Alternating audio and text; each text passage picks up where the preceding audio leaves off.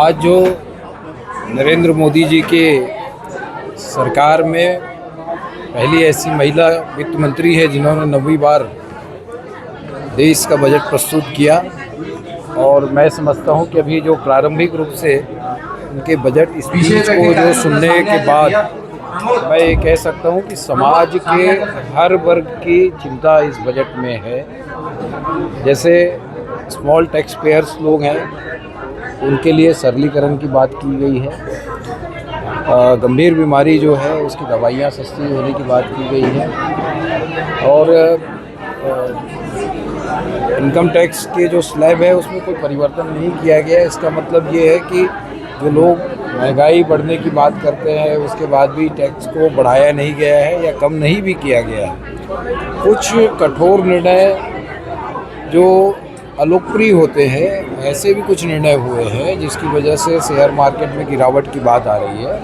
परंतु जो नरेंद्र मोदी जी ने 2047 तक आर्थिक रूप से विकसित भारत की जो कल्पना की है उसकी नींव, उसकी झलक इस बजट में दिखता है। और जो बजट जो हम लोगों ने अभी सुना है उसमें केवल सरकार के उपायों से ही देश आर्थिक रूप से मजबूत होगा ऐसा नहीं है, वित्त मंत्री जी का मानना है और हम सबका भी मानना होना चाहिए। और जो वित्तीय विशेषज्ञ होते हैं वो भी इस बात को बार बार कहते हैं कि देश के मानव संसाधन इस देश के वित्त का कितना बेहतर उपयोग इस देश के हित में करते हैं, ये महत्वपूर्ण विषय होता है ताकि हमारी अर्थव्यवस्था सुदृढ़ हो सके, हम आत्मनिर्भर हो सके और हमारा पैसा हमारे देश के अंदर रहे और हमारा जो जीडीपी है वो बढ़ सके।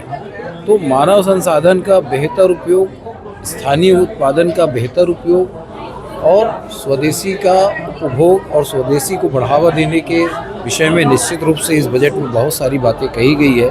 तो मुझे लगता है कि जो एक कल्पना 2047 तक भारत के विकसित भारत होने की गई है वो एक सुदृढ़ भारत होगा, विकसित भारत होगा और आर्थिक रूप से मजबूत भारत होगा। और जिस तेज़ी के साथ आर्थिक दिशा में भारत आगे बढ़ रहा है उसी तेज़ी के साथ इस बजट में भी आगे बढ़ने की परिकल्पना दिखाई दे रही है। और मुझे लगता है कि ये समाज के सभी वर्गों के लिए एक संतुलित बजट है।